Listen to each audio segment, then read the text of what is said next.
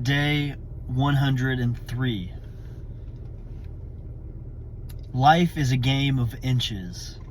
There is a very famous speech from Al Pacino in a movie called Any Given Sunday. And I've maybe only ever watched it once, and it's been like a long time ago. But the speech itself is one that's always in one of my rotations, like my motivational speech rotations, when I'm ever like finishing a hard set at the gym or finishing a last mile running. Maybe one of the best movie speeches I've ever heard, if not the best. And again, it's called Any Given Sunday. But the speech itself is called Life is a Game of Inches. And what he says to his football team that's playing in a championship game is he's getting them pumped up. And I noticed that I reference a lot of football movies between this and Facing the Giants and a couple others, so I'm sorry for that. But a great pre-championship pump-up speech. And he tells his team, he gets them all together, and it's a real dramatic speech, and he's just a great actor. But he says, guys, he said, bring it in. He said, life is a game of inches. He said, in the game of life and in the game of football, it's such a game of inches. For example, in football, you could be 1/2 second too slow and you don't quite catch the ball. Or you stretch for the goal line and you're 1 inch short and you're not quite in. Or you're 1/2 second too fast and you overrun the ball. And he said, the inches that we need in this football game are everywhere around us. They're in every break of the game. They're in every minute of the game. They're in every second. And he said, guys, our team is a team that is going to fight for those inches. Our team is a team that's going to claw for those inches. Our team is a team that will die for those inches. He said, because we know as a team that it's those inches that make up the result of the game. Those inches are the difference between living and dying. And he said, I am willing to die for those inches. And I know this is a little extreme, but just again, in the sake of motivation and the sake of wanting to run through a brick wall, I absolutely love that message. He's like, our team, we have the awareness that these inches are what make up the difference in the game. So we are going to be the team that will claw, fight, and scratch for those inches more than the other guys. And then he has this really profound thing that he says at the end of the speech. He says, either we heal now as a team or we will die as individuals. And there's just something about a team, and maybe I'm on this team topic and this belief topic because of, again, it's March Madness, and you see all the best and the worst and kind of both extremes in these plethora of basketball games that are going on this weekend. But that quote of either we heal now as a team or we will die as individuals,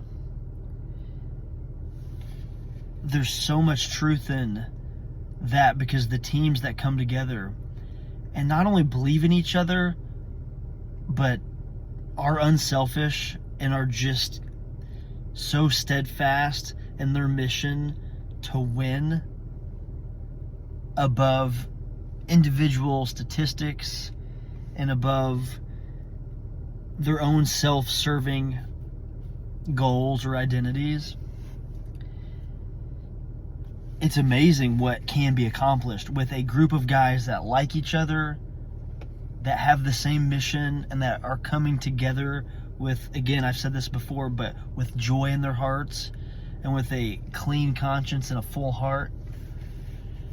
And again, that's true with teams. I think that's true with us as a body of believers, is like being connected on one mission.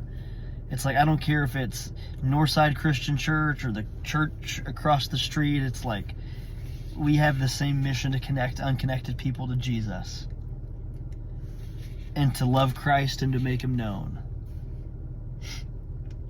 And man, what a beautiful thing can happen if you have a bunch of people that are just connected in the mission to make Christ known and to love people well, and to not have their own hidden agenda or their own hidden ambitions or their own, hey, let's make this about me show.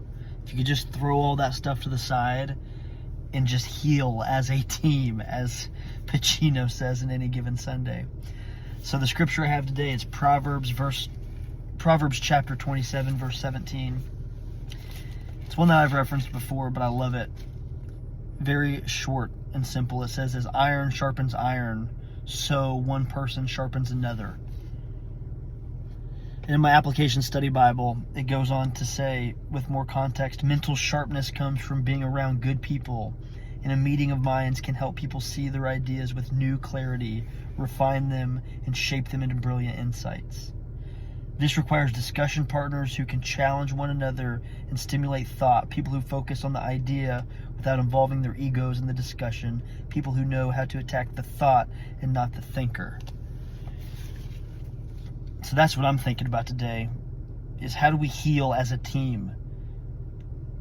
Just, again, as a body of believers, as a family unit.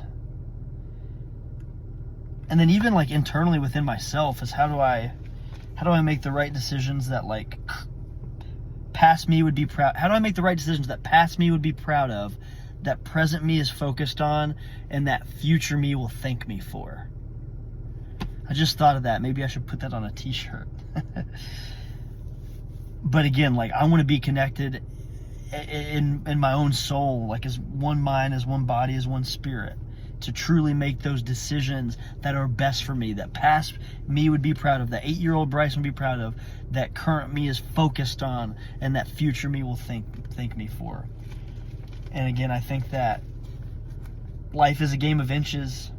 Don't mess it up. You only get one of them, and our salvation's on the line. Not to use that as a scare tactic, but that's the reality of our situation. I'm just thankful to know God, and I hope to continue to make him known. And that's day 103.